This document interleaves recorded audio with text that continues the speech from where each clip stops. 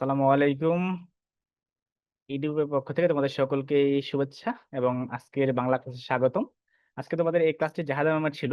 জাহাদা ma'am অন্য আরেকটা কাজে ব্যস্ত থাকায় তোমাদের এই ক্লাসটি আমি নিচ্ছি। পাশাপাশি হচ্ছে যেহেতু এটা একটি জুলাই গণঅভ্যুত্থানের কবিতা, কবিতাটা দেখে আমার ভালো লাগলো, এই জন্য ভাবলাম যে তাহলে ক্লাসটা নেই। ঠিক আছে, তো এই জন্য তোমাদের সঙ্গে চলে আসলাম ক্লাস নেওয়ার জন্য। তোমাদের আজকে আহ কি হয়েছে? ওকে, আচ্ছা পরে। তো তোমাদের আজকে আমি বাংলা প্রথম পত্রের সিথি একদম সর্বশেষ যে কবিতাটি আছে 92 পেজের, হ্যাঁ, মানে বইয়ের 92 পৃষ্ঠা, কবিতা 92 পেজ না, ঠিক আছে। ওকে, তো এই কবিতাটা তোমাদের আজকে পড়াবো। আসসালামু আলাইকুম স্যার, কেমন আছেন? হ্যাঁ ভালো আছি। লিপিকা, আসসালামু আলাইকুম স্যার, কেমন আছেন? হ্যাঁ ভালো আছি। ওকে, আচ্ছা। তো এখন যেটা কথা সেটা হচ্ছে, sir, is there any quiz? Jinia, আজকে যেহেতু ক্লাসটা আমি মানে হঠাৎ করে নিচ্ছি, তো আমি আসলে এই ক্লাসের কুইজটা প্রিপেয়ার করিনি।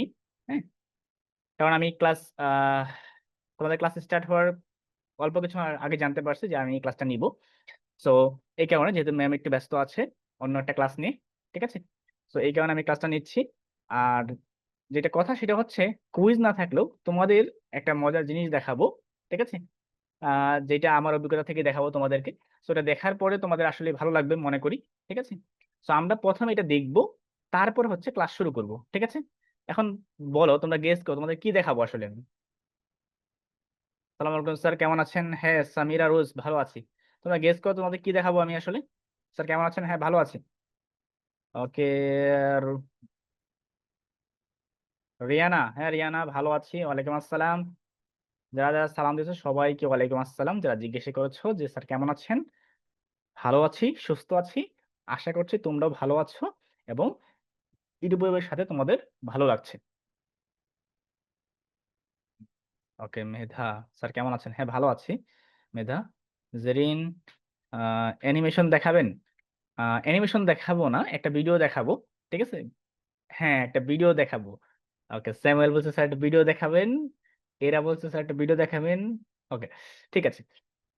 তাহলে ভিডিওটা কি নিয়ে হবে বলো তো? নিশ্চয়ই ভিডিওটা এমন কিছু নিয়ে হবে যেটা এই কবিতার সঙ্গে রিলেট করে, ঠিক আছে না? এই কবিতার সঙ্গে রিলেট করে, ঠিক আছে না? তো এই কবিতায় মূলত এই যে জুলাই গণঅভ্যুত্থান হলো, 1 মাস হয়ে গেছে, সরি, আহ এক এক বছর 1 মাস পার হয়ে গেছে, এটা বলতেছে আর কি।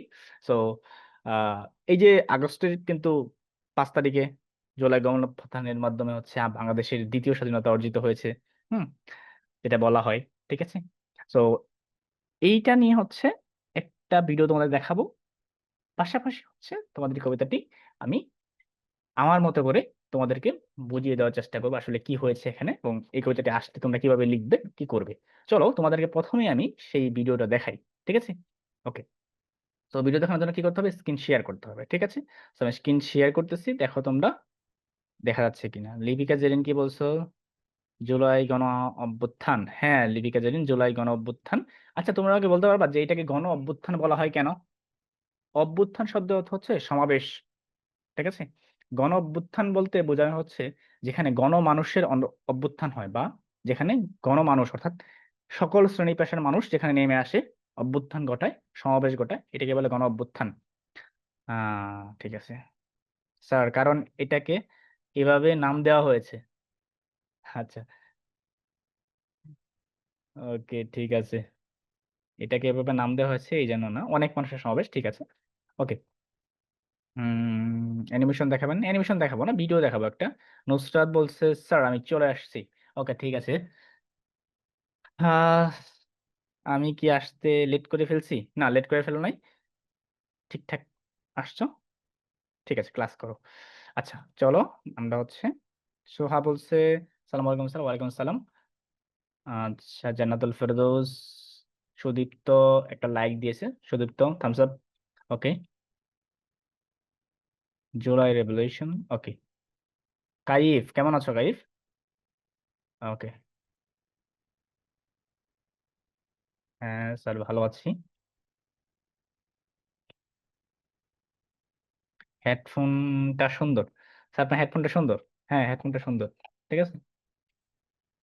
ওকে, আচ্ছা অনেক কথা হয়েছে, চলো এবার দেখাই তোমাদের কি দেখাতে চাচ্ছিলাম, যেটা সেটা। চলো তিনটা শেয়ার করি আমি। স্যার আমি চলে আসলাম, ঠিক আছে, আমি দেখতে পাচ্ছি তোমাকে, তুমি চলে আসছো। ডান। সবাই স্ক্রিন দেখা যাচ্ছে? যদি দেখা যায় থাকে তাহলে হচ্ছে আমি তোমাকে যেটা দেখাবো সেটা একটু দেখার চেষ্টা করো, হ্যাঁ? ওকে। আচ্ছা,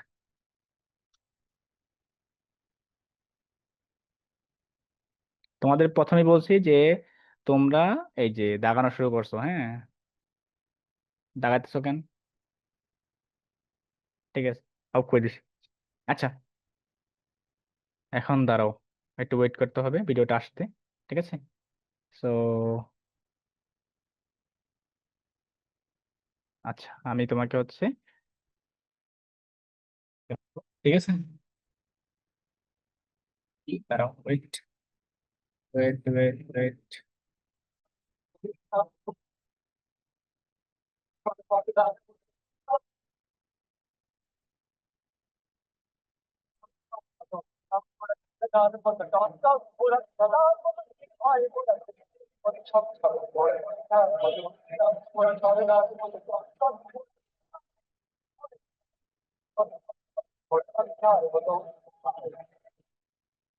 ওকে, এখন চলো আমরা তোমাদেরকে যেটা বললাম এতক্ষণ ধরে, হ্যাঁ, সেটা এখন তোমাকে আমি তোমার থেকে শুনি। তুমি এখন কি দেখলা বলো তো? স্যার কিছু শোনা যায় না, হ্যাঁ, শোনা যাবে না। যদি শোনা যাওয়া কথা বলি তাহলে হচ্ছে তোমাকে অন্যভাবে শোনাইতে হবে। ঠিক আছে স্যার? হ্যাঁ, আমি এখানে নিজেই আছি। ঠিক আছে। ওকে। যদি শুনতে চাও তাহলে তোমাদেরকে হচ্ছে অন্যভাবে দেখাইতে হবে, তারাও আমি দেখাচ্ছি তাহলে। শুনতে চাইলে, তোমাদেরকে হচ্ছে অডিওটা দেখাইতে হবে। ওকে,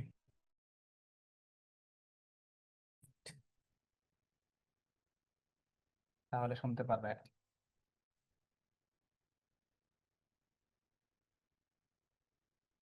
তাহলে এখন তোমাকে আমি দেখাই, যদি শুনতে চাও তাহলে হচ্ছে এখন।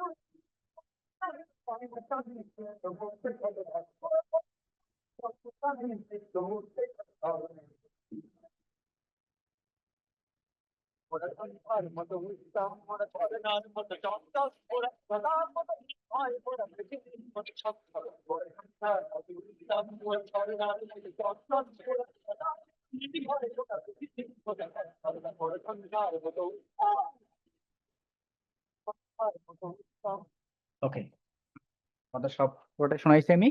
এখন চলো এটার মিনিংটা বলি, যে এটা আসলে কেন শোনানো হইলো এবং হচ্ছে কি কারণে। কাইফ বলছে, স্যার আমি গেছিলাম ফরিদপুরে। ওকে, ঠিক আছে। আচ্ছা, এখন আমাকে বলো যে এই যে এটা আসলে কোন সময়কার একটা ভিডিও বলো তো?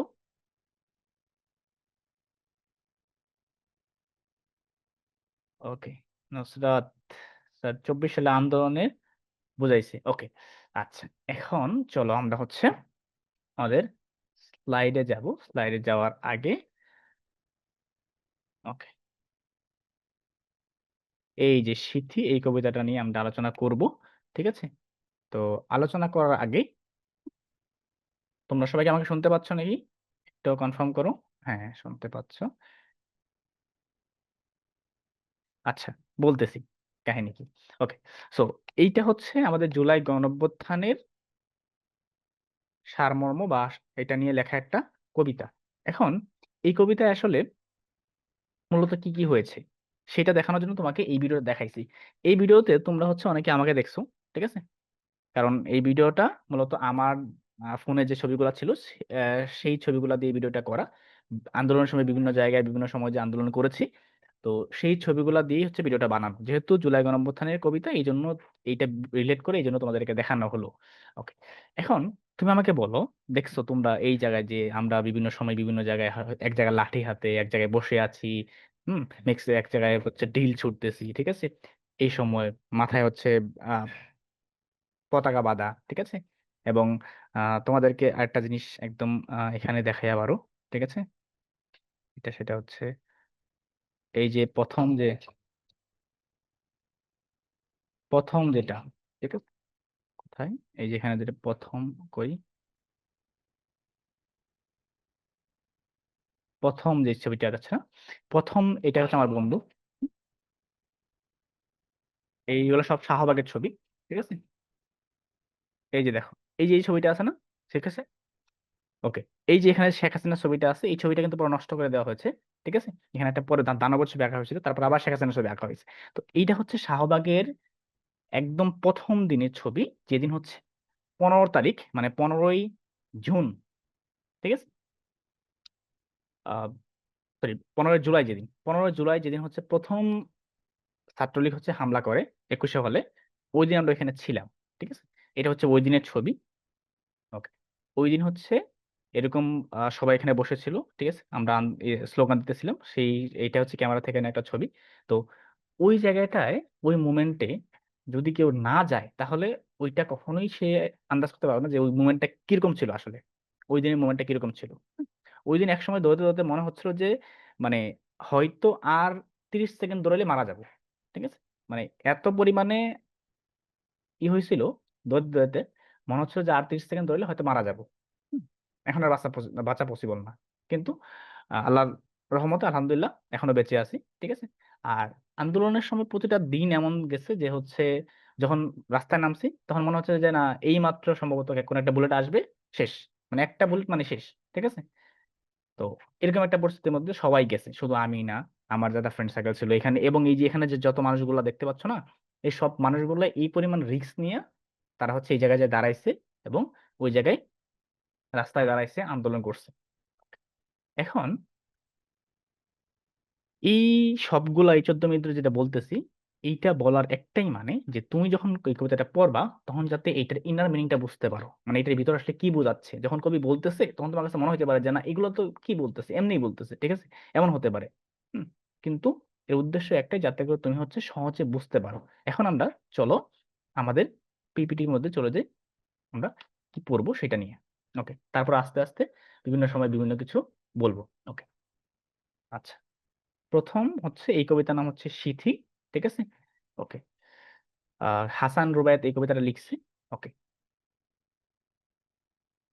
চলো, হাসান রুবায়েত এই কবিতাটা লিখছে, নাম হচ্ছে সিথি।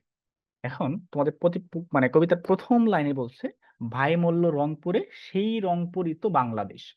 এখন এই যে ভাই মল্ল রংপুরে, এটা দ্বারা বোঝানো হচ্ছে হচ্ছে রংপুরে যে 16 তারিখ, ঠিক আছে, যে মারা গেছে, তোমরা কিছু নাম জানো কেউ? রংপুর শহরে কে মারা গেছে বলো তো দেখি, কার কার মনে আছে? রংপুরে 16 তারিখ বেগম রোকেয়া বিশ্ববিদ্যালয়ের যে ছাত্র মারা গেছে, সে কে বলো? কাইফ, হ্যাঁ, আবু সাইদ, ঠিক আছে। তাহলে এখানে এই যে বায়ুমল্ল রংপুরে, এর মানে হচ্ছে আবু সাইদকে বোঝানো হচ্ছে, ঠিক আছে। আবু সাইদ যে এরকম করে বুক এরকম করে দিয়ে দাঁড়ায় ছিল, তখন যে পুলিশ গুলি করলো, তখন যে আবু সাইদ মারা গেল 16 তারিখ, ঠিক আছে। তো ওই সিনারিওটা এখানে কল্পনা করতে বলছে কবি, যে ভাই মল্ল রংপুরে, সেই রংপুরই তো বাংলাদেশ। তুমি চিন্তা করো, যদি ওই সময়ে অর্থাৎ হচ্ছে এই যে 16 তারিখ, ঠিক আছে, 16 তারিখ আবু সাইদ মারা না গেলে তাহলে হয়তো এই বিস্ফোরণটা আরো পরে বিস্ফোরিত হইতো, জনগণের বিস্ফোরণটা, ঠিক আছে না, কিন্তু যখন 16 তারিখ আবু সাইদ মারা গেছে, তখন কিন্তু পুরো রংপুরটা বাংলাদেশ হয়ে গেছে। তো রংপুরে আবু সাইদ মারা গেছে মানে মানুষের, প্রতিটা মানুষের মনে এরকম হয়েছে যে আমার ভাই মারা গেছে, ঠিক আছে, আমার সন্তান মারা গেছে, পুরো বাংলাদেশটা কেঁপে উঠেছে, এবং তখনই কিন্তু আন্দোলনের বিস্ফোরণটা হয়েছে, ঠিক আছে। ওকে, তারপরে কি বলছে, নুসরাতেরা আগুন দিল, দুজক যেন ছড়াই কেশ, ঠিক আছে। এই যে নুসরাতের মতো মেয়ে, তারপর হচ্ছে, হ্যাঁ, দুজক যেন ছড়ায় কেশ, এই দ্বারা কি বোঝানো হয়েছে দেখো। এই যে মেয়েরা আন্দোলনে নামছে, ঠিক আছে, এখানে মেয়েদের আন্দোলনে নামার পরে কিন্তু আন্দোলনটা আরো বেশি উজ্জীবিত হয়েছে, আরো বেশি কি হয়েছে, মিনিংফুল হয়ে গেছে। এবং এখানে একটা জিনিস বলছে যে হচ্ছে দুজক যেন ছড়ায় কেশ। এই যে দুজক যেন ছড়ায় কেশ, এর দ্বারা কবি আসলে বোঝাচ্ছে যে মেয়েদের যে কেশ অর্থাৎ চুল, ঠিক আছে, মেয়েদের কাজ কি, মেয়েরা বেশিরভাগ সময় বাসা বাড়িতে থাকে এবং তারা সফট মাইন্ডেড হয়, তারা খুব সহজে হার্ড মাইন্ডেড হয় না এবং তারা খুব সহজে আন্দোলনে নামে না। যেহেতু তারা আন্দোলন নামছে, দ্যাট মিনস এইটা একটা মেজর ইস্যু এবং মেজর কেস। এই কারণেই বলছে নুসরাতেরা আগুন দিল, দুজক যেন ছড়ায় কেশ, অর্থাৎ এই যে মেয়েরা নামছে এইটা আরো দুজকের মতো ছড়াই গেছে আগুনটা। ওকে, তারপরে, ওকে, তারপরে কি, পোলা গেছে, হুম, পোলা গেছে, মাইয়া গেছে। পোলা শব্দটি হচ্ছে একটি আঞ্চলিক শব্দ, ঠিক আছে। ওকে, তো এই আঞ্চলিক শব্দটি অর্থ হচ্ছে ছেলে, অর্থাৎ পোলা শব্দ অর্থ হচ্ছে ছেলে, ঠিক আছে। এই পোলা একটা রংপুরে এই শব্দটাকে ইউজ করা হয়, ঠিক আছে, রংপুরের আঞ্চলিক ভাষা। তো পোলা মায়া এগুলো হচ্ছে রংপুরের আঞ্চলিক ভাষা, ঠিক আছে। তো পোলা অর্থ হচ্ছে ছেলে, তার মানে ছেলে গেছে, মাইয়া গেছে, মাইয়া মানে হচ্ছে মেয়ে, তার মেয়ে গেছে। ওকে, দুয়ার খুইলা রাখছে মায়। দুয়ার মানে, দুয়ার শব্দ অর্থ হচ্ছে এই যে আমাদের যে বাসা বাড়ির দালান কোঠার এগুলার কি থাকে না, ডোর, দরজা থাকে না, দরজা, এই দরজার একটা বাংলা মিনিং হচ্ছে দুয়ার, ঠিক আছে। এই দুয়ার খুইলা রাখছে মায়, অর্থাৎ মা কিন্তু দরজা খুলে রাখছে যে আমার ছেলে আমার মেয়ে আবার বাসায় ফেরত আসবে, ঠিক আছে। এই দেখো এখানে মা বসে আছে, এই যে দুয়ার খুলে দরজা খুলে সে চিন্তা করতেছে যে তার ছেলে মেয়ে আবার বাসায় ফিরে আসবে, ঠিক আছে। বাই বইনে আইসে ফিরা রক্ত খাটিয়ায়, মানে রক্ত ভেজা খাটিয়ায়। তো এই যে বাই বইনে, বাই শব্দ তো বাই আমরা বুঝতে পারছি, বইনে শব্দের অর্থ হচ্ছে বোন, অর্থাৎ বাই বোন ফিরে আসছে, আইসে ফিরা মানে হচ্ছে ফিরে আসছে রক্ত ভেজা খাটিয়ায়। রক্ত ভেজা খাটিয়া বলতে এখানে বোঝানো হচ্ছে যে ভাই বোন ফিরে আসছে কিরকম করে, ফিরে আসছে হচ্ছে রক্ত ভেজা খাটিয়ায়, অর্থাৎ মারা গেছে তারা, অর্থাৎ তারা এমন অবস্থায় ফিরে আসছে যখন তারা মারা গেছে, ঠিক আছে। ওকে, মেহেক, ঠিক আছে মেহেক, তোমাকে দেখতে পাচ্ছি আমি। আচ্ছা, এখন আমাকে এইটুকু, এই যে আট, 8টা লাইন আমি পড়লাম, 8 লাইনে কারা কারা কোনো সমস্যা আছে কিনা আমাকে বলো। 8 লাইন ঠিকঠাক মতো বুঝতে পারছো কিনা, এই 8 লাইনে কারো সমস্যা আছে? স্যার আপনি কি তখন স্টুডেন্ট ছিলেন? হ্যাঁ, আমি তখন স্টুডেন্ট ছিলাম এবং এখন স্টুডেন্ট, ঠিক আছে। তোমাদেরকে এই কাহিনী একদিন বলবো। আর আজকে আজকে হচ্ছে সময় থাকলে আজকে আজকে বলতে পারি, সমস্যা নেই, ঠিক আছে। বুঝছি স্যার, ওকে, নো প্রবলেম, ঠিক আছে। এটা অনেক কষ্টের কাহিনী, অনেক ইয়ার কাহিনী, ঠিক আছে। তখন মানে এমন একটা অবস্থা ছিল, আমরাও ভাবতাম যে আমি মরে গেছি তো কি, আমি মরে গেলে কি হবে, আমি যদি মরে যাই তাহলে একজন আমি মরে গেছি, তারপরেও তো দেশটা মুক্তি পাবে, এরকম একটা চিন্তা ভাবনা চলে আসতো, মানে সুপিরিয়র একটা ভাইব চলে আসতো তখন মাথার মধ্যে, জানি না কেন আসতো, ঠিক আছে।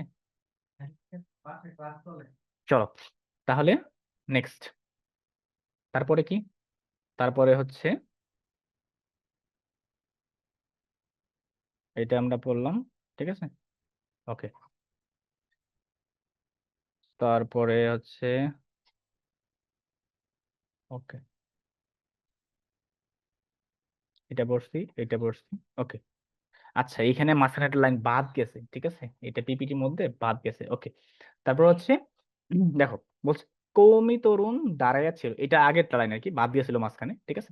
ওকে, কৌমি তরুণ দাঁড়াইয়া ছিল কারবালায় ফেরাতে, শাহাদতের আগুন দিয়া খুনির আরশ পোড়াতে। একটু চিন্তা করো, কৌমি তরুণ মানে হচ্ছে কৌমি মাদ্রাসায় যে তরুণ ছেলেরা পড়াশোনা করে তাদেরকে বোঝানো হয়েছে এখানে কৌমি তরুণ।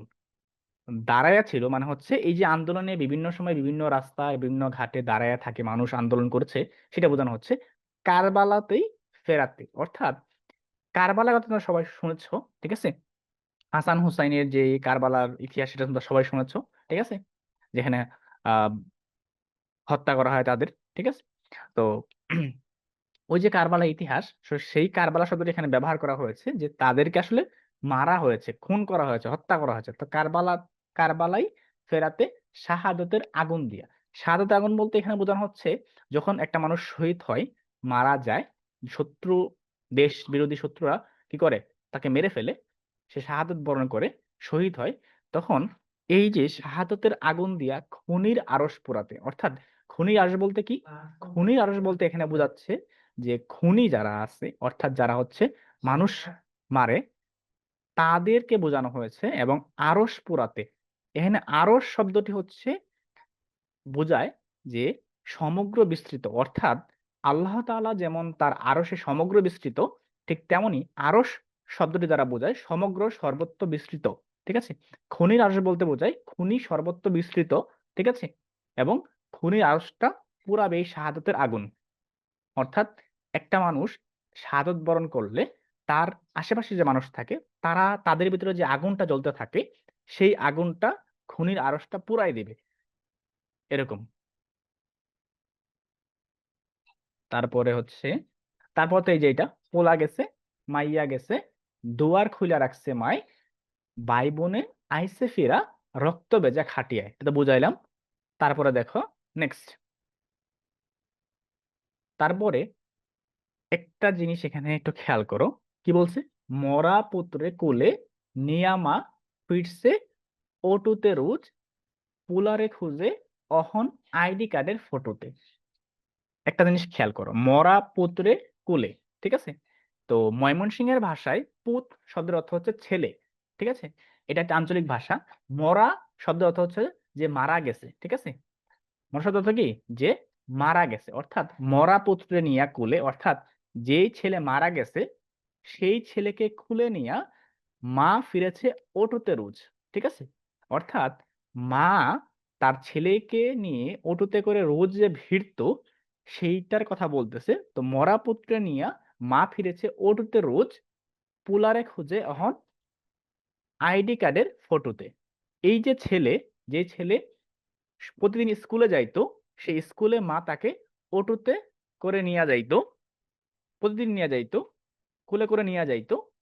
সেই ছেলেকে, সেই পুতেরে এখন, সেই পুলারে এখন খুঁজে কোথায়, আইডি কার্ডের ফটোতে। কারণ ছেলে তো মারা গেছে, ছেলে আন্দোলনের সময় মারা গেছে, এখন তো ছেলের কিছু অবশিষ্ট নাই। তো ছেলেকে স্মরণ রাখার জন্য, ছেলেকে মনে করার জন্য তার মা বারবার ছেলের যে স্কুলের আইডি কার্ড সেটি বের করে দেখে।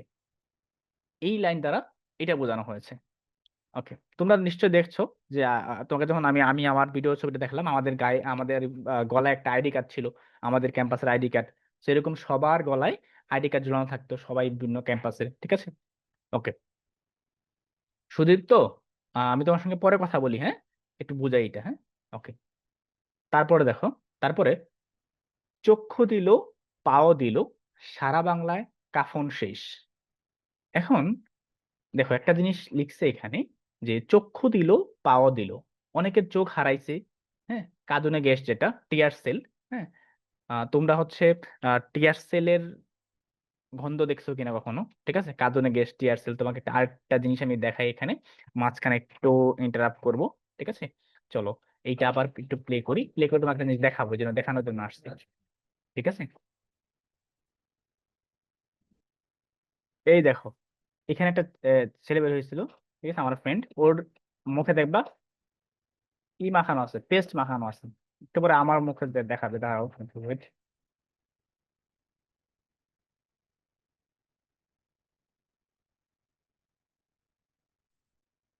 রাখছিলাম তো এখানে ভিডিওটা, হয়ে গেল।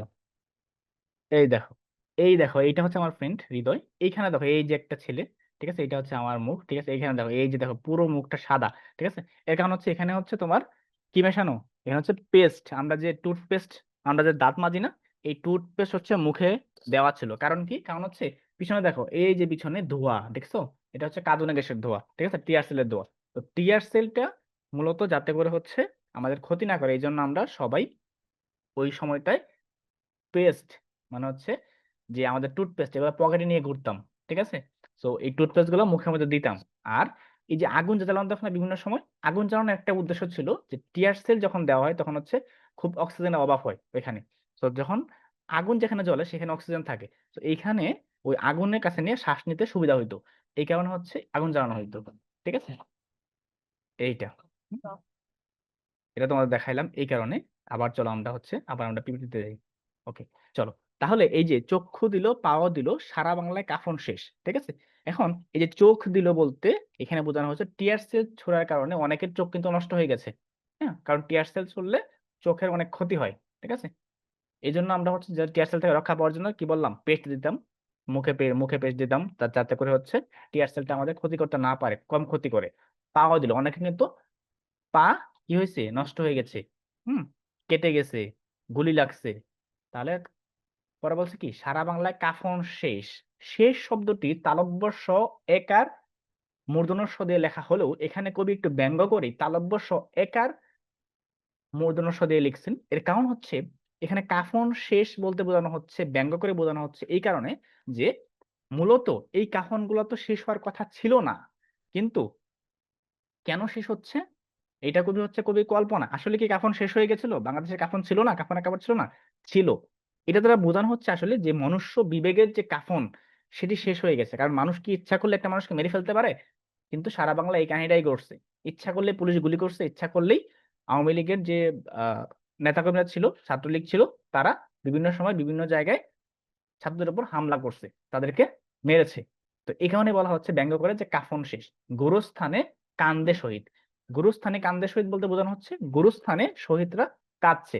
শহীদরা মানে মৃত্যুর পর কি মানুষ আসলে কাঁদতে পারে? না, কাঁদতে পারে না। কিন্তু কবি যখন কল্পনা করে তখন সে দেখতে পাচ্ছে, কল্পনা করে সে শুনতে পাচ্ছে যে গুরুস্থান থেকে যে শহীদ যারা মৃত্যুবরণ করছে তারা কি করছে, তারা হচ্ছে কান্না করতেছে। এটা কবি কি করে, কবি হচ্ছে কল্পনার জগৎ থেকে সে এটা অবজার্ভ করে। পুঙ্গ যেন হয় না দেশ। এই যে মানুষ পুঙ্গ হয়ে গেছে, মানুষের পা হারাইছে, কাফন শেষ হয়ে যাচ্ছে, গুরুস্থান থেকে শহীদরা কান্না করতেছে, তারপরেও পুঙ্গ যেন হয় না দেশ। এর কারণ কি? তোমরা অনেকেই আহ একটা গান শুনছো, ঠিক আছে, হুম, বুলেট যেন ছিদ্র করে, গানটা শুনছো না? ঠিক আছে, আবু সাইদ নিয়ে যে লেখা গানটা। তো এইখানে তোমার আহ বলছিল না, ঠিক আছে, যে চলো কেঁদে ফেলে মেট্রো রেলটাকে জড়িয়ে, মনে আছে তোমাদের? তো এই যে গানটা, এই গানটা একটা ইনার মিনিং আছে। এবং এখানে এই যে মেট্রো রেল নিয়ে যে মায়া কান্না হয়েছে, তারপরে হচ্ছে এই দেশের সম্পদ নিয়ে মায়া কান্না হয়েছে, কিন্তু মানুষ মারা গেছে, সেই মানুষকে নিয়ে তাদের কোনো মানে দৃষ্টিভঙ্গি তাদের এমন ছিল যে মানুষ মারা গেছে তো কি হয়েছে, দেশের সম্পদ নষ্ট হচ্ছে। তো এই যে দেশের সম্পদ নষ্ট হচ্ছে, দেশের যেন কিছুই হয় না, মানে দেশ যেন কিছু হয় না, দেশ দেশ যেন পুঙ্গ হয় না, এই কারণে কবি ব্যঙ্গ করে দেশ শব্দটিকে দয় জফলা একার স দিয়ে লিখেছে, দয় একার তালব্য স দিয়ে না লিখে। অর্থাৎ এখানে ব্যঙ্গ করা অর্থে এটা লেখা হয়েছে, অর্থাৎ দেশ পুঙ্গ হচ্ছে না, মানুষ পুঙ্গ হয়ে যাচ্ছে, মানুষ মারা যাচ্ছে, কিন্তু দেশ পুঙ্গ হচ্ছে না। ওকে, তারপরে কি, তারপরে হচ্ছে এটা তো পড়লাম আমরা। তারপরে দেখো, তারপরে মায়ের ওড়না বাইন্দা মাথায়, পুত মিছিলে হারাইলো পান, গাছ কান্দে, কান গাছ কান্দে, কান্দে বাঁশের গুরুস্থান। দেখো, একটা জিনিস এনে খেয়াল করো, মায়ের ওড়না বাইন্দা মাথায়, পুত মিছিলে হারাইলো পান, অর্থাৎ মায়ের যে ওড়না, সেই ওড়না মাথায় বেঁধে হচ্ছে কি করছে, মিছিলে গেছে, ছেলে, পুত মানে হচ্ছে ছেলে। ওকে, ময়মনসিংহ আঞ্চলিক ভাষা এটা। ওকে, এখানে একটা মিনিংটা দেখো, আসলেই কি মায়ের ওড়না মাথায় বেঁধে কেউ মিছিল করতে গেছিল? না, কেউ যায় নাই। তাহলে এটা লেখার অর্থ কি? তোমরা যত জায়গায় দেশের বিভিন্ন বিষয় নিয়ে পড়েছো, কবিতা পড়েছো, গল্প পড়েছো, সব জায়গায় দেখবা দেশকে মায়ের সঙ্গে তুলনা করা হয়। ঠিক আছে, দেশের পতাকা সেটি হচ্ছে এখানে মায়ের ওড়না হিসেবে কি করা হয়েছে, রিপ্রেজেন্ট করা হয়েছে। ঠিক আছে, তো সবাই দেখবা আন্দোলনের সময় মাথায় পতাকা বাঁধা ছিল, দেশের পতাকা, জাতীয় পতাকা বাঁধা ছিল। তো এখানে মায়ের ওড়না, এইটার অর্থ ইনার মিনিং হচ্ছে এইটাই যে মায়ের ওড়না বাইন্দা মাথায়, অর্থাৎ হচ্ছে এই জাতীয় পতাকা মাথায় বাইন্দা পুত মিছিলে গেছে, অর্থাৎ এই যে ছেলে, ছেলে মিছিলে গেছে। ঘাস কান্দে, ঘাস মানে হচ্ছে এই যে দুর্বা ঘাস, মাঠের ঘাস, ঘাস কান্দে অর্থাৎ ঘাস কান্না করে। কেন কান্না করে? যখন বুলেট একটা মানুষকে ছিদ্র করে, ঠিক আছে, একটা মানুষের গায়ে লাগে, বা পুলিশ একটা মানুষকে মারে, তখন যখন কি হয়, মানুষের শরীর থেকে রক্ত ঝরে, সেই রক্ত যখন ঘাসের মধ্যে পড়ে তখন ঘাস কান্না করে। ঠিক আছে?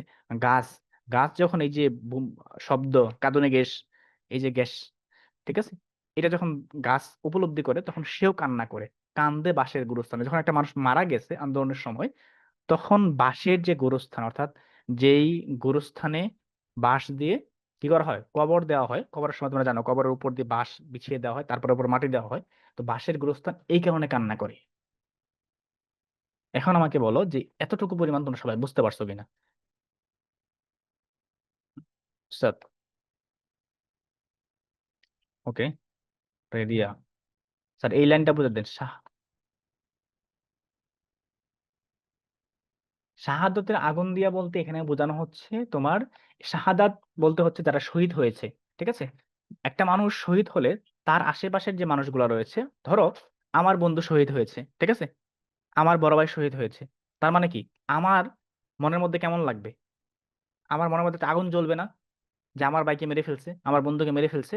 তখন এই যে মনের মধ্যে একটা আগুন জ্বলছে, এই আগুনটা হচ্ছে খুনির আরশ পোড়াতো। অর্থাৎ খুনির আরশ বলতে এখানে বোঝানো হচ্ছে খুনির যে এনভায়রনমেন্ট, অর্থাৎ তার যে পরিবেশ, তার যে পুরো জায়গাটা সারাউন্ডিং, ঠিক আছে, এই পুরোটাই তার আরশ, খুনির আরশ, ঠিক আছে, সর্বত্র। ঠিক আছে? এই জায়গাটা পুরাতো, অর্থাৎ এই জায়গাটা কি করতো, বিলীন করে দিত। ঠিক আছে? তোমরা দেখছো যে আহ এই যে রামপুরায় যে, আমাদের এই যে ইটু পরিবার থেকে বেশি দূরে না, ঠিক আছে, ওই যে সামনেই রামপুরা, এই রামপুরায় আগুন ধরিয়ে দেওয়া হয়েছিল। আমাদের মহাখালী, আমার বাসার সামনে, ঠিক আছে, ব্র্যাক ইউনিভার্সিটির সামনে, আমার বাসার সামনে আগুন ধরিয়ে দেওয়া হয়েছিল। ঠিক আছে? তারপরে ওইখানে সেতু ভবনে আগুন দেওয়া হয়েছিল। তো এই যে আগুন দেওয়া হয়েছে, এইগুলা কি মানুষ তাদের কি থেকে করছে, তাদের মনের যে আগুন, সেই মনের আগুন থেকে কিন্তু এইগুলা আস্তে আস্তে বিস্ফোরিত হয়েছে। বুঝছো? Nusrat, sir all clear. Sir আপনি জিনিয়াস। এন্ড কি হয়েছে? ওকে,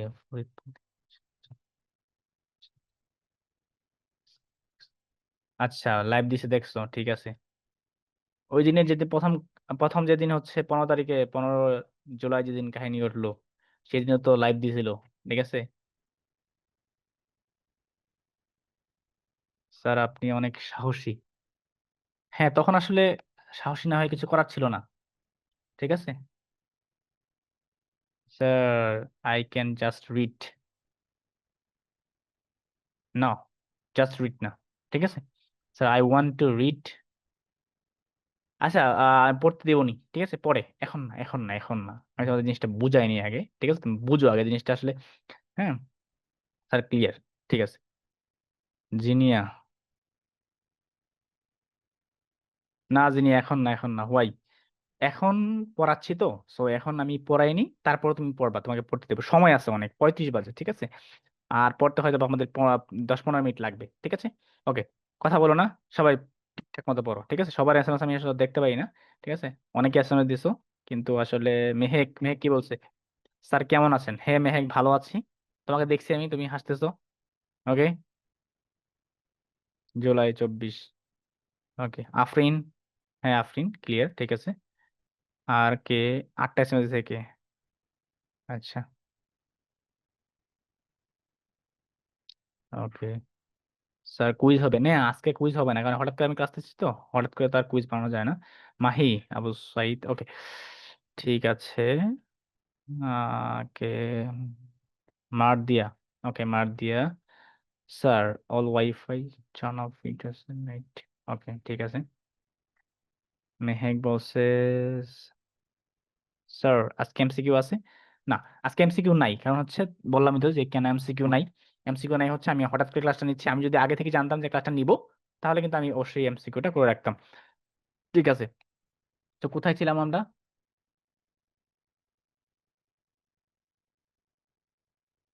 ওকে, এখানে ছিলাম, চলো তাহলে এইখানে। ওকে, আচ্ছা, ক্ষুধার আরশ কাইপা উঠে, শুই না বাপের হাহাকার, একটা মানুষ মরার লাগি কয়টা গুলি লাগে স্যার? ওকে, এই যে, এই যে শব্দটা, ঠিক আছে, এই শব্দটা কিন্তু বানানো না, বা এই শব্দটা কবি নিজে বানায় নাই।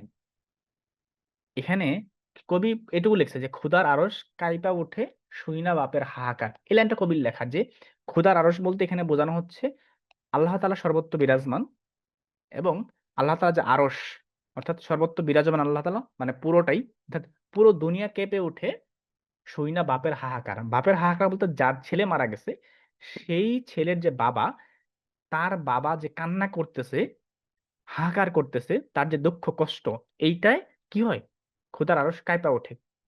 তারপর যে লাইনটা লিখছে, একটা মানুষ মরার লাগি কয়টা গুলি লাগে স্যার।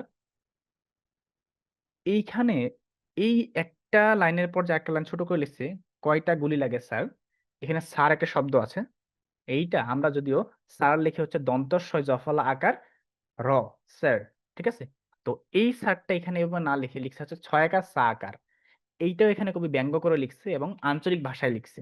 কেন লিখছে, একটা মানুষ মারার লাগি কয়টা গুলি লাগে স্যার, এইটা কিন্তু একটা মানুষের উক্তি। এইটা একজন বাবা বলছিল তার ছেলেকে যখন মারা হয়েছিল জুলাই গণঅভ্যুত্থানের সময়, ঠিক আছে, ওই ছেলের গায়ের মধ্যে মিনিমাম 8 থেকে 10টা গুলি ছিল। এখন তুমি আমাকে বলো যে একটা মানুষ মারার জন্য কি 8 থেকে 10টা গুলি লাগে? একটা মানুষ মারার জন্য কিন্তু একটা গুলি যথেষ্ট, ঠিক আছে। এবং এই গুলিগুলো যে রাইফেল থেকে ছোড়া হয়েছে, এই রাইফেল থেকে একটা গুলি বেশি লাগার কথা না, ঠিক আছে। তাহলে এই জন্যই তার বাবা আক্ষেপ করে হাহাকার করে বলছে যে আমার ছেলেরে মারছো ঠিক আছে, কিন্তু একটা মানুষের মারলে কি 8টা 10টা গুলি লাগে? লাগে না তো, তাহলে কেন এতগুলা গুলি করছে? কি খুব তোমার? আমার ছেলে তোমার কি ক্ষতি করছে? তোমার আমার ছেলের উপর কি এত ক্ষোভ? কেন এতগুলা গুলি করছো? তো এই যে বাবার হাহাকার, এই হাহাকার থেকে বাবা নিজে বলছিল যে একটা মানুষ মরার লাগি কয়টা গুলি লাগে স্যার। এই যে একটা প্রশ্ন, এই প্রশ্নটা কিন্তু আজীবন বাংলাদেশের জন্য থেকে যাবে, যে একটা মানুষ মরার লেগে কয়টা গুলি লাগে স্যার। এই লাইনটা কবি একদম নিজে এখানে নিয়ে আসছে, এইটা বোঝানোর জন্যই যে মানুষ কতটা নিষ্ঠুর হতে পারে, কতটা নিষ্ঠুর হলে মানুষ হচ্ছে একটা মানুষকে মারার জন্য পুরা রাউন্ড, এক রাউন্ড গুলি ছুড়ে দিতে পারে, ঠিক আছে। ওকে, দেন তারপরে, লাশের ভিতর লাশ ডুবাইয়া যায়, রাতের হাওয়ায় কিসের লাল, সারা আকাশ ছড়ায় আছে কোন শহীদের গায়ের শাল। ওকে, এখন লাশের ভিতর লাশ ডুবিয়া যায়, এটা তুমি বুঝতে পারবে কিনা জানি না, ঠিক আছে। তাও আমি বলি জিনিসটা, মানে তুমি এটা আসলে ওই সময়টাতে কল্পনা না করলে বা ওই সময়টা তুমি উপস্থিত থাকলে কখনোই বুঝতে পারবে না। আমাদের এই যে ইউটিউব পরিবার আছে না, আমরা যেখানে যে উত্তর বাড্ডায়, ঠিক আছে, এখানে সামনে হচ্ছে ব্রাক ইউনিভার্সিটি ক্যাম্পাস, মিরল বাড্ডায়, ঠিক আছে। তো এই ব্র্যাকের সামনে হচ্ছে ইস্ট ওয়েস্টের ক্যাম্পাস। ইস্ট ওয়েস্ট হচ্ছে একটা লাল বিল্ডিং, ঠিক আছে, তোমরা যারা এখানে থাকো তারা জানবা, ঠিক আছে। তো ইস্ট ওয়েস্টের যে ক্যাম্পাস, ওই ক্যাম্পাসের সামনে হচ্ছে আফতাবনগরের যে ইয়াটা, হুম, এরিয়াটা। তো আফতাবনগর এরিয়া হচ্ছে আমরা যেদিন 18 তারিখ আন্দোলন করতেছিলাম, ওই দিন ওইখানে হচ্ছে একটা ছেলে মারা যায়, বুঝছো, গুলিতে, ওইখানে একটা গুলিতে ছেলে মারা যায়, ঠিক আছে। তো ওই ছেলের লাশ নিয়ে আমরা এইখান থেকে মানে আফতাবনগরের যে ব্লকটা, এখান থেকে ওই লাশটা ভ্যান গাড়িতে করে নিয়ে আমরা যাচ্ছিলাম হচ্ছে ব্র্যাক ইউনিভার্সিটির মেডিকেলে। যাচ্ছিলাম এই কারণে যে আমরা ধারণা করতেছিলাম যে হয়তোবা বাঁচানো যাবে এরকম, এবং অনেকে ভাবতেছিল যে মারাও গেছে, ঠিক আছে। এবং আমরা স্লোগান দিচ্ছিলাম যে আমার ভাই মূল্য কেন, জবাব দে প্রশাসন, ঠিক আছে। আমার মনে আছে, এখন স্পষ্ট মনে আছে, আমরা স্লোগান দিতে চাচ্ছিলাম আমার ভাই মূল্য কেন, জবাব দে প্রশাসন, ঠিক আছে। তো যখন ব্র্যাক ইউনিভার্সিটির ভিতরে নিয়ে যাওয়া হলো, ঘোষণা করা হলো যে ডেট, মারা গেছে, কিছু করার নেই। তারপর ওইখান থেকে আবার চলে আসলাম এখানে। ব্র্যাক ইউনিভার্সিটির পাশে একটা ইউনিভার্সিটি আছে, সেটা নাম হচ্ছে কানাডিয়ান ইউনিভার্সিটি। এইখানে যখন এই পুরো ছাত্ররা এখানে চলে আসছে তখন আসলে পুলিশ ভয় পেয়ে গেছে, পুলিশরা তখন আর আমাদের এদিকে আসে নাই গুলি করার জন্য। তারা হচ্ছে ওই কানাডিয়ান ইউনিভার্সিটি উপরে উঠে গেছে। উপরে কানাডিয়ান ইউনিভার্সিটির উপরে হচ্ছে তোমার ওইখানে হচ্ছে হেলিকপ্টার আসছে ওই পুলিশগুলোকে নেওয়ার জন্য, কারণ পুলিশ অলরেডি বুঝতে পারছে যে এখন যদি আমরা এখানে থাকি তাহলে আমাদেরকে এই ছেলেরা মেরে ফেলবে, ঠিক আছে, যতই বন্দুক থাকুক, ঠিক আছে। বন্দুক তুমি কয়টা গুলি করবা? 8টা গুলি আছে, 8টা গুলি করে দেওয়ার পর তুমি কি করবা? 8জন মরে গেল, বাকি জন তো আছে আরো, মানুষ তো একটা দুটা না, ঠিক আছে। এবং ওই দিন মানে এই উত্তর বাড্ডা বলো, তারপর হচ্ছে মিউল বাড্ডা বলো, বাড্ডার পুরো মানুষ রাস্তায় নেমে আসছিল 18 তারিখে। Okay, তো তারপরে কি হইলো, আস্তে আস্তে তারা উপরে যেতে থাকলো এবং হচ্ছে তাদের যে হচ্ছে হেলিকপ্টার, র্যাবের যে হেলিকপ্টার, স্পেশাল হেলিকপ্টার কালো, এই হেলিকপ্টার গুলো আসে তাদেরকে নিয়ে যেতে লাগলো। একটা ছেলে, সে হচ্ছে খুবই ক্ষিপ্ত হয়ে সে উপরে উঠতে চাইলো, যে হচ্ছে মানে উপরে উঠবে সে, ওদেরকে মারবে, মানে পুলিশদেরকে মারবে, এত তার রাগ হয়েছে। তো যখন সে অনেক উপরে উঠতে চাইছিল, তখন ওই ছেলেটাকে ফায়ার করা হলো একদম সামনে। এমন ফায়ার করা হয়েছে জাস্ট মানে মুখে লাগছে, পুরোটাই শেষ, একদম নগদের উপরে শেষ। ঠিক আছে। তো এটা বলার উদ্দেশ্য হচ্ছে, এটা দেখো, লাশের ভিতর লাশ দুই বাজায়। এই কেন বললাম, একটা লাশ কিন্তু একটু আগে আমরা নিয়ে আসছিলাম ব্র্যাক ইউনিভার্সিটিতে। ঠিক আছে। ওই লাশটা বাসায় ফেরত না দেওয়ার আগে একটা ছেলে মারা গেল, মানে লাশের ভিতরে লাশ। বুঝছো তুমি? মানে আমরা ওইটার যে একটা ছেলে মারা গেছে, ওই ভাইকে আমরা নিয়ে আসলাম, ওইটার যে সুখ, ওইটার যে হচ্ছে দুঃখ, ওইটা ভুলতেই পারলাম না, আরেকটা ভাই মারা গেল। এই জন্যই। তারপরে রাতের হাওয়ায় কিসের লাল? এখন তুমি আমাকে বলো, এই যে সন্ধ্যাকালে, ওই যে সন্ধ্যার সময়, ঠিক আছে, এই ছেলেটা মারা গেল, রাতে যখন আমরা ঘুমাতে যাবো, আসলে কি ঘুমানো ঘুমানো মানে ঘুম আসবে ওই সময়টায়? আসবে না। ঠিক আছে। তখন কি মনে হবে? রাতের হাওয়াটা ওই যে যারা মারা গেল তাদের রক্তে লাল হয়ে গেছে। ঠিক আছে। সারা আকাশ ছড়ায় আছে কোন শহীদের গায়ের শাল। এখন গায়ের শাল বলতে, শাল হচ্ছে চাদর। ঠিক আছে। তো শহীদরা এখানে চাদরের মতো বিছায় আছে, এটা বলা হচ্ছে, মানে এত পরিমাণে হচ্ছে মানুষ মারা গেছে, শহীদ হয়েছে, তারা পুরো আকাশে তারা শালের মতন, চাদরের মতন বিছায় আছে, এবং তাদের রক্তে পুরো আকাশ লাল হয়ে গেছে। এটা বোঝানো হচ্ছে এখানে।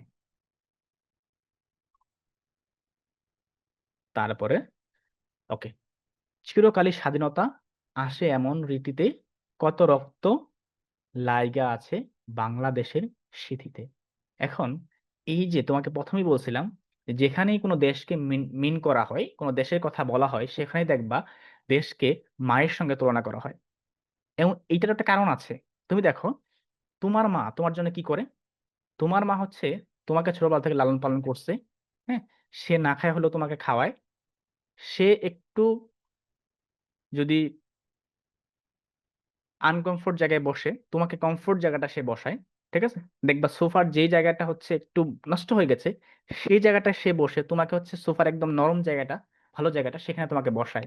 কারণ তোমাকে সবসময় সে আরাম আয়েসে রাখতে চায়। তোমাকে সে হচ্ছে ছায়া দেয়, আনন্দ দেওয়ার চেষ্টা করে, তোমার ইচ্ছাগুলো পূরণ করার চেষ্টা করে। ঠিক আছে না? ঠিক একটা দেশ তোমার জন্য এগুলা করে। তুমি দেখো, একটা দেশে জন্মগ্রহণ করার পরে তুমি ওই দেশ থেকে কি কি পাও?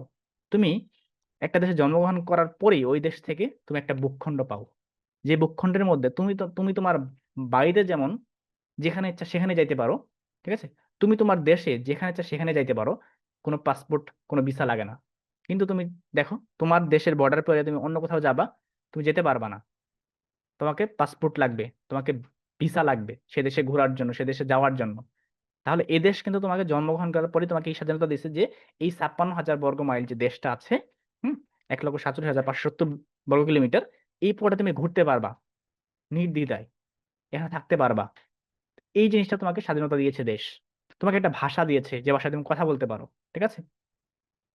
তোমাকে হচ্ছে অনেক ফেসিলিটিস দিয়েছে, যে ফেসিলিটি গুলো তুমি হচ্ছে অন্য কোনো জায়গায় পাবা না। তুমি দেখো, দেশ তোমার জন্য হচ্ছে শিক্ষা প্রতিষ্ঠান বানিয়ে দিয়েছে, চিকিৎসা ক্ষেত্র বানিয়ে দিয়েছে। তোমার পক্ষে সম্ভব ছিল যে একটা চিকিৎসা ক্ষেত্র বানায়, একটা হাসপাতাল বানায় সেখানে একাই চিকিৎসা নেওয়া? কিন্তু তোমার জন্য দেশ একটা কি বানায় রাখছে? হাসপাতাল বানায় রাখছে, যেখানে তুমি অল্প কিছু টাকার বিনিময়ে সেখানে যে তুমি কি নিচ্ছ? ফেসিলিটি নিচ্ছ। তারপর দেখো, তুমি যেখানে যে স্কুলে লেখাপড়া করো, বিশেষ করে যারা সরকারি স্কুলে লেখাপড়া করো তারা জানো সরকারি স্কুলে বেতন খুবই কম, 12 টাকা, 15 টাকা, 16 টাকা মাস প্রতি। তো দেখো, তুমি কি, এই যে এখানে তুমি ইউটিউবে পড়ছো প্রতি মাসে হচ্ছে 500 টাকা দিয়ে, তুমি তোমার স্কুলে ঠিক একই পড়াটা পড়ছো মাসে 12 টাকা দিয়ে। তোমরা যারা বিশ্বাস করছো না, তোমাদের জন্য বলি, আমি গুরুদাল কলেজে লেখাপড়া করছি, কলেজে 2018 থেকে 2020 সাল পর্যন্ত।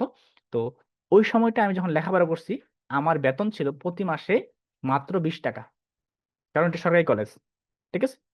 তো প্রতি মাসে 20 টাকা বেতন দিয়ে আমি লেখাপড়া করছি। আমার লেখাপড়া করতে কি প্রতি মাসে 20 টাকায় লাগছে আসলে? আর অনেক টাকা লাগছে, কিন্তু এই পুরো টাকাটা সরকার প্রোভাইড করছে, মানে দেশ প্রোভাইড করছে, তোমাকে দেশ দিয়েছে। ঠিক আছে, এটা গেল কোন জায়গা থেকে আসছে? মানুষ বিভিন্ন কিছু কিনছে, ট্যাক্স দিছে সেই জায়গা থেকে। আমি লবণ কিনছি, লবণে 1 টাকা ট্যাক্স নিয়েছে। তুমি একটা খেলনা কিনছো, সেখানে 1 টাকা ট্যাক্স দিয়েছো। তুমি একটা প্রসাধনী কিনছো, এই যে সব মানুষের টাকা দিয়ে কিন্তু কি হয়েছে, আমরা পড়াশোনা করছি। তাহলে এই দেশ কিন্তু আমাদের এই জিনিসটা দিছে, এই জন্যই দেশকে মায়ের সঙ্গে তুলনা করা হয়েছে। আর এই জন্যই বলছে যে উম, এই ধরো কত রক্ত লাইগা আছে বাংলাদেশের সিথিতে, অর্থাৎ বাংলাদেশকে মায়ের সঙ্গে তুলনা করা হয়েছে। এবং বাংলাদেশের সিথিতে হৃদুল কি, সিঁদুর যেমন সিঁথিতে লেগে থাকে, এরকম রক্ত লেগে আছে। চিরকালই স্বাধীনতা আসে এমন রীতিতে। রীতি কি? স্বাধীনতার একটা মানে চরম সত্য একটা বাণী আছে, সেটা হচ্ছে রক্তর বিনিময় ছাড়া স্বাধীনতা আসে না, বুঝছো? মানে রক্ত ছাড়া স্বাধীনতা আসে না। তুমি কখনোই দেখবা না কোনো রাষ্ট্রেই, হ্যাঁ, যে কোনো রুট হওয়া ছাড়া, আন্দোলন ছাড়া বা সহজেই স্বাধীনতা চলে আসছে, এরকম কখনোই হয় না। এর কারণ কি? এর কারণ হচ্ছে স্বাধীনতা জিনিসটা এমন, কেউ আসলে স্বচ্ছায় দিতে চায় না, স্বেচ্ছায় দিতে চায় না, এটাকে কি করতে হয়, অর্জন করতে হয়, নিতে হয়। ঠিক আছে, এই জন্য এখানে বলছে চিরকাল স্বাধীনতা আসে এমন রীতিতে, কত রক্ত লাইগা আছে বাংলাদেশের শীতে। ওকে, তারপর হচ্ছে তোমাদের এখানে পাঠ পরিচিতি আছে। ঠিক আছে, এটা এই বলছে যেখানে তুই সাহিত্য কামনে এমন নির্মম এবং মর্মস্ত অভিজ্ঞতার জীবন্ত একটি দলিল। ঠিক আছে, 2024 সালের শিক্ষার্থী জনতা গণ অভ্যুত্থান। ঠিক আছে, ওকে। তারপরে হচ্ছে এখানে কবি পরিচিতি আছে, আমরা একটু দেখি কবি পরিচিতি কি। আচ্ছা, অর্থাৎ কবি হাসান রুবায়েত, ঠিক আছে, তিনি 1989 সালে 19 আগস্ট বগুড়ায় সোনাতলা গ্রামে জন্মগ্রহণ করেন। তার শৈশব এবং কৈশোর কেটেছে হচ্ছে বগুড়াতেই। তিনি বরগুনায় পুলিশ লাইন্স স্কুলের কি করছে, লেখাপড়া করছে এবং সরকার আইজুল হক কলেজে পড়াশোনা করেছেন তিনি। এরপর তিনি ঢাকা বিশ্ববিদ্যালয়ে গণিত বিভাগ থেকে উচ্চশিক্ষা লাভ করেন। ঠিক আছে, পড়াশোনায় গণিতের ছাত্র হলেও তার লেখায় ফুটেছে এক সংবেদনশীলতা, মনন এবং গভীর কাব্যিক দৃষ্টিভঙ্গি। এখানে একটা জিনিস বলি, ঠিক আছে, এখানে যে যে হাসান হাসান রোবায়েত, যে উনি কিন্তু আমাদেরই বড় ভাই, গণিতের ছাত্র। ঠিক আছে, আমিও গণিত নিয়ে পড়াশোনা করছি। ঠিক আছে, গণিতে বিএসসি করছি, তো উনিও কিন্তু ঢাকা বিশ্ববিদ্যালয়ে গণিতে বিএসসি করছে। ঠিক আছে, উনি আমাদের আহ, যে ম্যাথমেটিক্স ডিপার্টমেন্ট, সেই ডিপার্টমেন্টের একজন ছাত্র।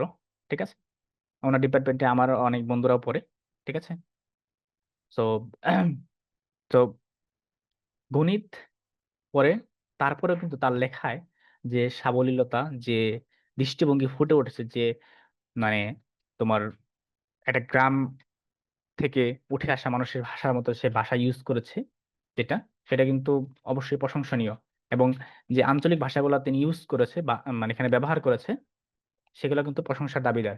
বুঝছো, তার মানে গণিত, অনেকেই বলে যে গণিত পড়লে মানুষ রোবটের মতো হয়ে যায়। ঠিক আছে, ইঞ্জিনিয়ারিং পড়লে রোবটের মতো হয়ে যায়, কিন্তু দেখো, এই যে মানুষটা গণিতের স্টুডেন্ট, ঠিক আছে, তারপরে কিন্তু সে তার মগজে মস্তিষ্কে দেশকে নিয়ে কতটা ভাবে, কতটা চিন্তা করে। ঠিক আছে, ওকে। তার মানে গণিত পড়লেই শুধু মানুষ কি হয়ে যায় না, রোবট হয়ে যায় না। ঠিক আছে, তোমরা যারা যারা আমাকে রোবট মনে করো গণিত পড়ে দেখে, তাদের জন্য বললাম। আচ্ছা, চলো। তার মানে কি আমরা রোবট না? যারা গণিত পড়ে তারা কিন্তু রোবট না, তোমরা মনে করো রোবট। ওকে, আমরা কবিতা লিখতে জানি।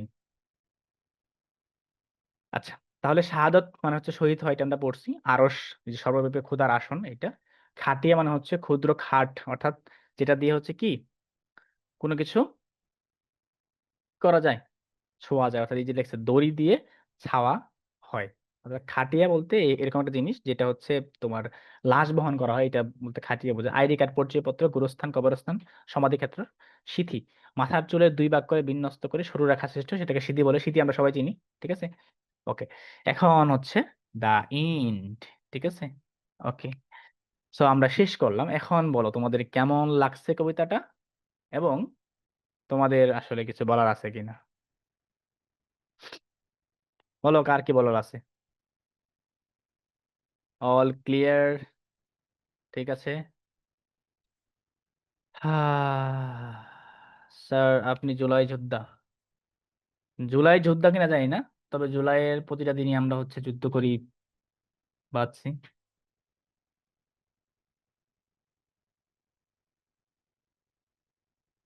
কোথায় বোঝো নাই আমাকে একটু বলো, যে লাইনটা বোঝো নাই সেই লাইনটা আমাকে দাও, ঠিক আছে? সপ্তম শ্রেণীতে পরিবার ইস ওকে। ঠিক আছে, ইলান। আচ্ছা, ফাইজা। স্যার কুইজ হবে না? না ভাই, আজকে কুইজ নাই, কারণ হচ্ছে আমি হঠাৎ করে জানতে পারছি আমার আজকে ক্লাস আছে, ঠিক আছে? সো এই কারণে আমি হচ্ছে কুইজটা করতে পারি নাই, খুবই দুঃখিত। আমি আগে জানলে। স্যার এই স্যার তো মুতাকাব্বির স্যারের ছিল, নেওয়ার কথা ছিল। ওকে। মুতাকাব্বির স্যার অন্য ক্লাসে ব্যস্ত, ঠিক আছে? ফিজিক্স ক্লাস নেই, আরো কাজ আছে অনেক, এটা নিয়ে ব্যস্ত, এই জন্য উনি ক্লাসে নিতে পারে নাই। সর্বশেষ এটা জাহিদা ম্যামের একটা ক্লাস ছিল, ঠিক আছে? দেওয়া হয়েছিল ওনাকে। সো উনি নিতে পারে নাই, ফাইনালি এটা আমার কাছে চলে আসছে।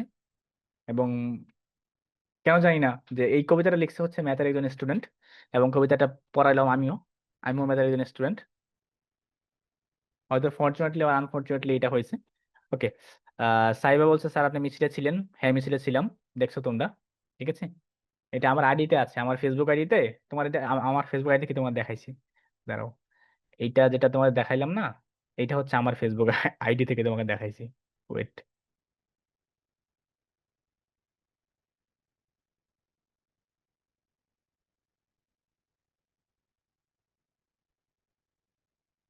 ওকে, তোমাকে আমার ফেসবুক আইডি থেকে দেখাইছি মূলত, ঠিক আছে? ওকে।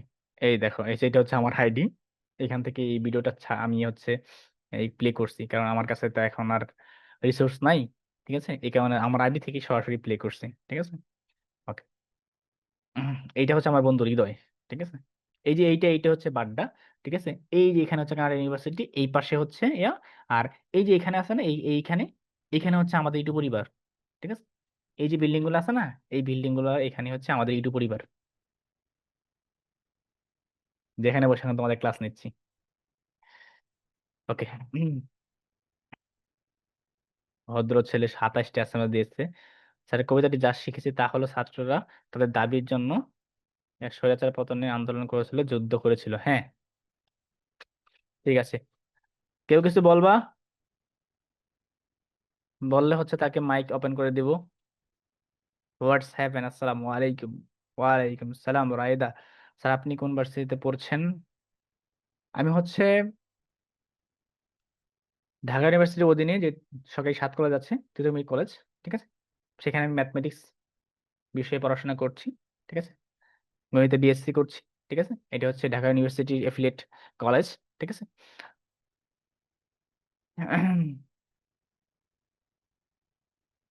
ভালো লাগছে, অল ক্লিয়ার।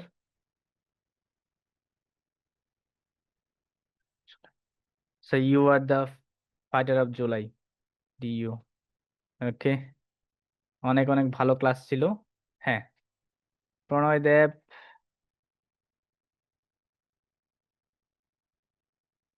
আর এখন ঘুষ ছাড়া কিছু হয় না, খালি টাকা। এখন ঘুষ চায়। মানুষরূপী রোবট, মানুষরূপী রোবট, মানুষরূপী রোবট। হ্যাঁ, অনেকটা এরকমই হয়ে গেছে। Maruf. Sir please turn your chat every one 1 minute. কেন এভরি ওয়ান 1 মিনিট করবো কেন?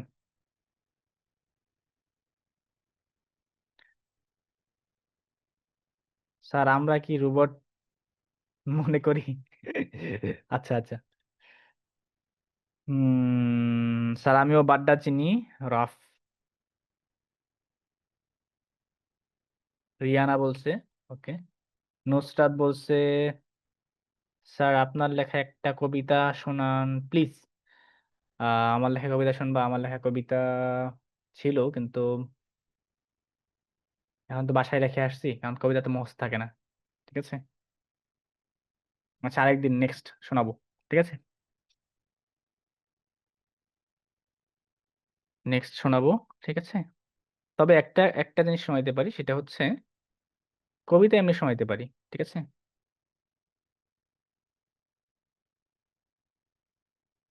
স্যার আমি ভাইয়ার, আচ্ছা আমি ভাইয়া গেছিলাম, ভাইয়ার পায়ে রাবার বুলেট লাগছে। হ্যাঁ, রাবার বুলেট তো অনেকেরই লাগছে। লিপিকা জানি, আন্ডারস্ট্যান্ড। ঠিক আছে। এরা মেধা।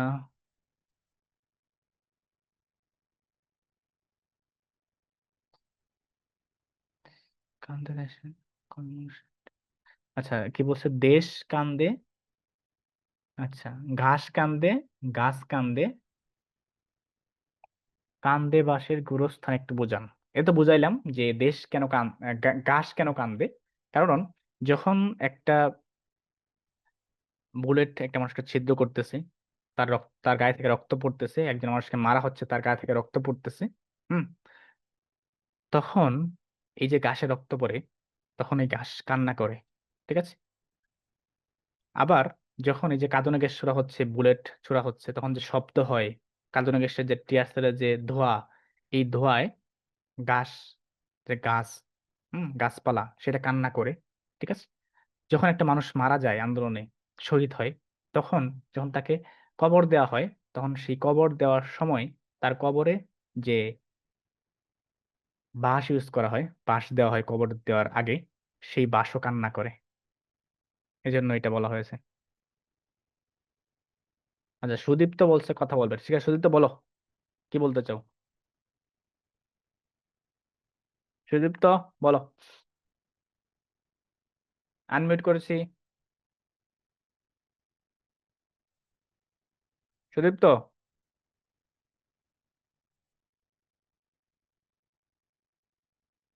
কথা বলো।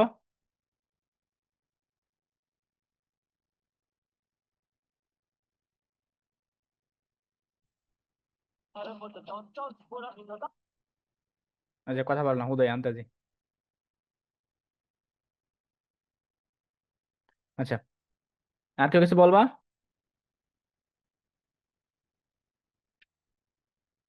ওকে। জিনিয়া বলছে এস, রিমেম্বার মি। ওকে। আচ্ছা, জিনিয়া তুমি বলছিলে পড়বা, ঠিক আছে। জিনিয়া, জিনিয়া, জিনিয়া, জিনিয়া, জিনিয়া, জিনিয়া, জিনিয়া হাত তোলো।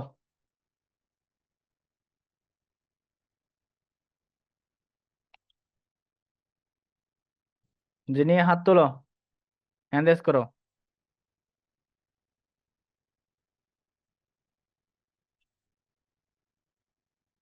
আচ্ছা আচ্ছা, এমনি হাত তোলো তোমাকে আমি খুঁজে পাই না, আচ্ছা। ওকে, আনমিউট করছি। আসসালামু আলাইকুম স্যার। ওয়ালাইকুম আসসালাম ওয়া রাহমাতুল্লাহি ওয়া বারাকাতুহু ওয়া মাগফিরাতু ওয়া জান্নাতু। বলেন। কি বলবো? তুমি না বললা পড়বা না, কি করবা? বেঁচে গেছিলাম। তো পড়বো। হ্যাঁ, পড়ো। সিথি, হাসান রোবায়েত। ভাই মরল রংপুরের সেই রংপুরই তো বাংলাদেশ। নুসরাতেরা আগুন দিল, দোজখ যেন ছড়ায় কেশ। কৌমি তরুণ দাঁড়ায়া ছিল কারবালার ওই রাতে, শাহাদাতের আগুন দিয়া খুনির আরশ পোড়াতে। পোড়া গেছে মাইয়া গেছে, দুয়ার খুইলা রাখছে মায়, ভাই বইলে আইছে ফিরা রক্ত ভিজা খাটিয়ায়। মরা পুত্রে কোলে নিয়া মা ফিরছে অটোতে, রোজ পোলারে খোঁজে অহন আইডি কার্ডের ফটোতে। চক্ষু দিল, পাও দিল, সারা বাংলায় কাফন শেষ, গোরস্থানে কান্দে শহীদ, তমু যেন হয় না দেশ। মায়ের ওড়না বাইন্ধা মাথায় পুঁটলি ছিলে হারাইল প্রাণ, ঘাস কামড়ে গাছ কামড়ে কাঁদলে বাসের গোরস্থান। খোদার আরশ কাইপা উঠে শুই না বাপের হাহাকার, একটা মানুষ মারার লাগি কয়টা গুলি লাগে স্যার। লাশের ভিতর লাশ দুইবা যায় রাতের হাওয়ায় কিসের লাল, সারা আকাশ ছাইয়া আছে কোন শহীদের গায়ের শাল। চিরকালও স্বাধীনতা আসে এমন রীতিতে, কত রক্ত লাইগা আছে বাংলাদেশের স্মৃতিতে। তা শেষ। ঠিক আছে, অনেক অনেক ধন্যবাদ জিনিয়াকে। ঠিক আছে, জিনিয়ার জন্য সবাই একটা হাততালি দাও। ওকে, ঠিক আছে। আর কেউ?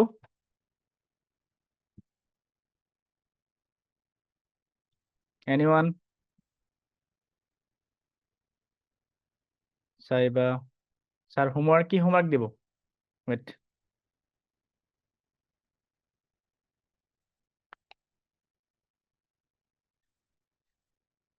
হুম হুম হুম হুম হুম হুম হুম হুম হুম।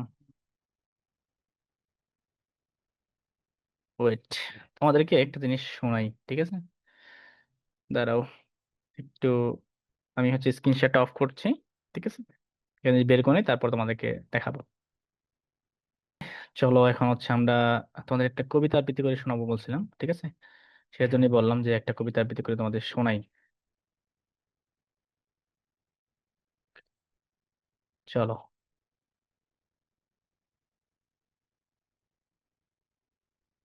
আচ্ছা, কবিতাটা বের করছি আমি, স্ক্রিন শেয়ার দিব, ঠিক আছে?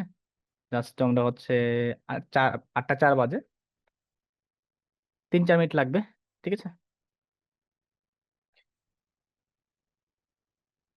তোমরা এই কবিতাটা আহ, আহ, পড়বা, ঠিক আছে? ক্লাস 7-এ পড়ো না এখন, এই কবিতাটা হচ্ছে ক্লাস 10-এ আছে, ঠিক আছে? স্বাধীনতা এই শব্দটি কিভাবে আমাদের হলো, এই কবিতাটি, ঠিক আছে?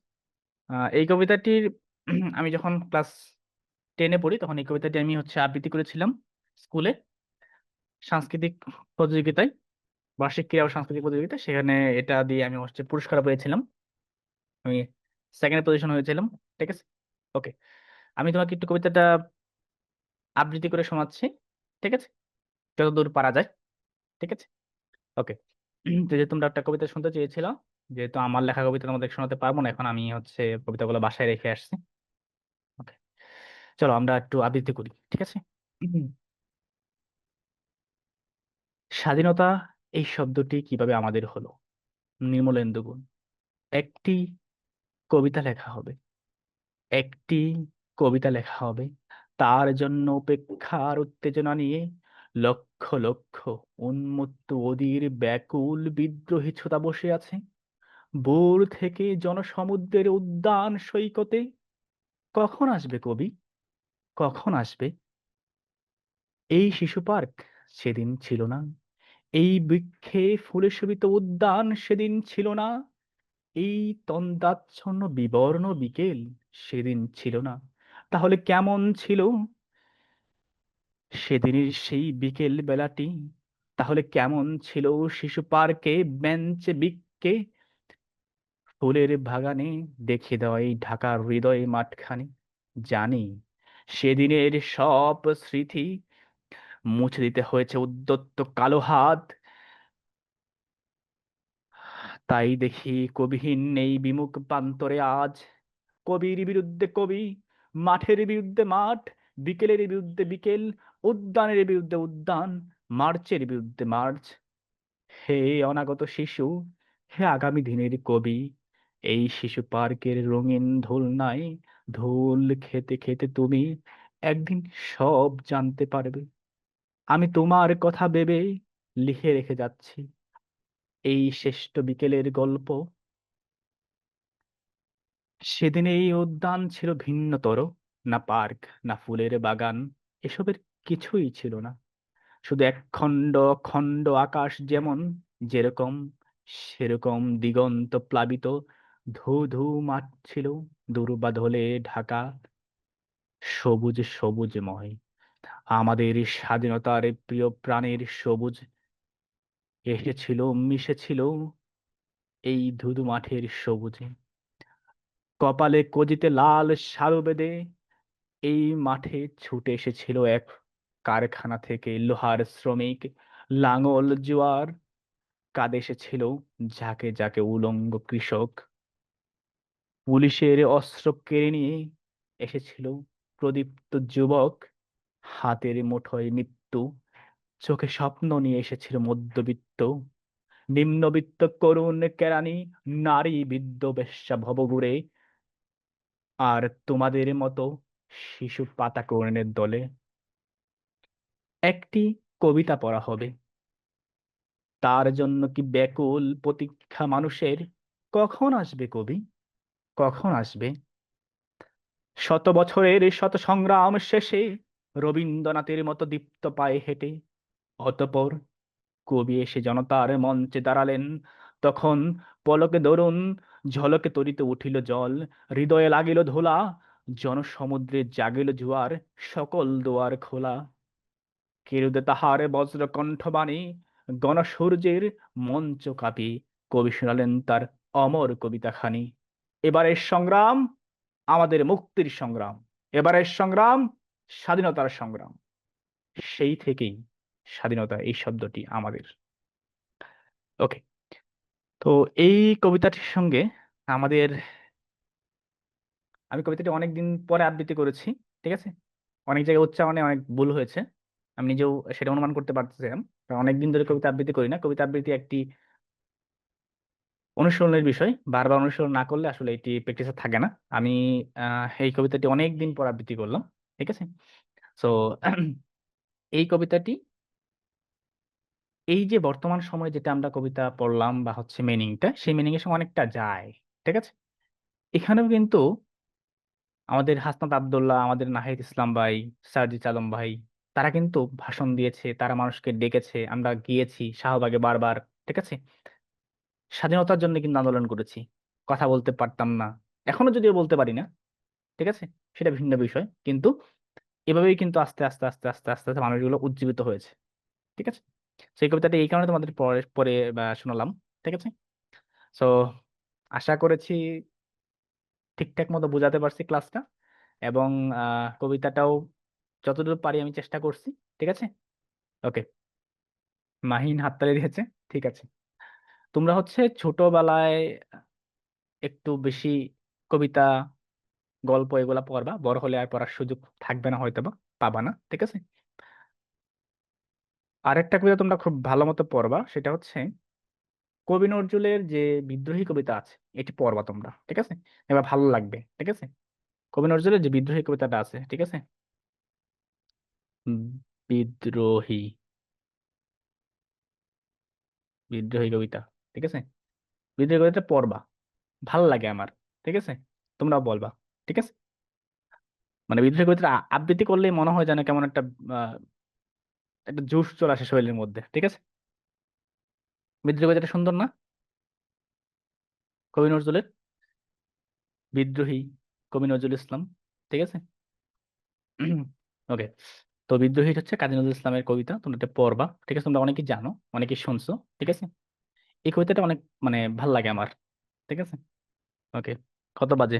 10 বাজে, তোমাদের ক্লাস আছে একটা, হ্যাঁ। আচ্ছা, তোমাদেরকে এই কবিতার কয়েকটা লাইন শোনাই, ঠিক আছে। হয়তো তোমাদের সঙ্গে আহ আবার দেখা নাও হতে পারে, ঠিক আছে।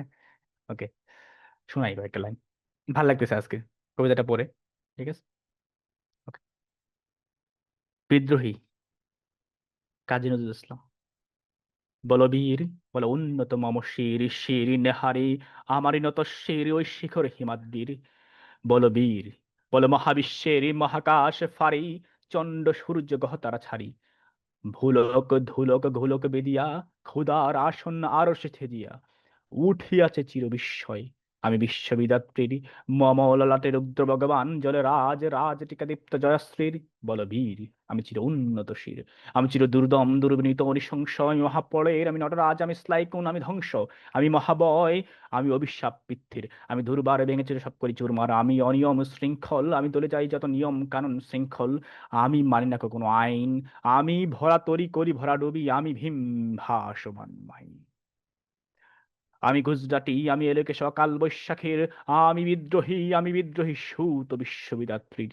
বলবীর, চির উন্নত মমশির, আমি গুজরাটি, আমি এলোকে সকাল বৈশাখের, আমি বিদ্রোহী, আমি সুত বিশ্ববিদাত্রীর।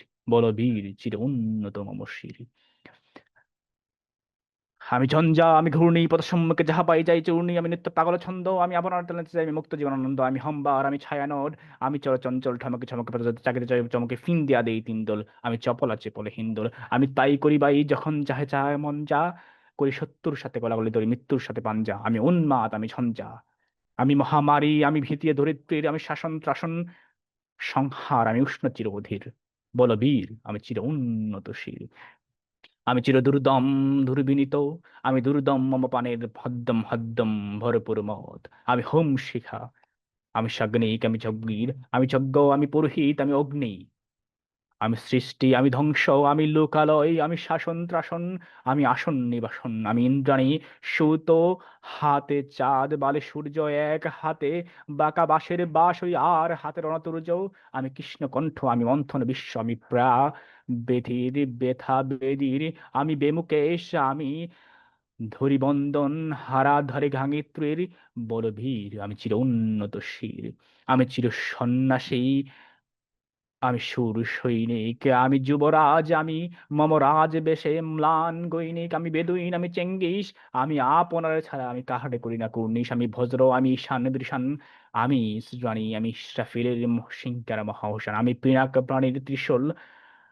আমি ধর্মরাজের দণ্ড, আমি চক্র, আমি মহাসিংহ, আমি প্রণব দণ্ড প্রচণ্ড, আমি ক্ষেপা, আমি দুর্বার, আমি বিশ্বমিত্র শিষ্য, আমি দাবানল দাহ দাহন করিব বিশ্ব, আমি প্রাণ খোলা হাসি উল্লাস, আমি সৃষ্টি বৈরী মহাতাস, আমি মহাপ্রলয়ের দ্বাদশ রবির রাহুগাস, আমি কবু প্রশান্ত কবু অশান্ত দরুণ স্বেচ্ছাচারী, আমি অদরুণ খুনের তরুণ, আমি বিদানী রূপহারী, আমি প্রবঞ্চনের উচ্ছ্বাস, আমি বারিধৈর, আমি মহাকল্লোর, আমি উজ্জ্বল, আমি প্রজ্জ্বল, আমি উচ্ছল জল ঝল ছল ছঞ্চ, আমি উর্মির হিন্দোল ঢোল।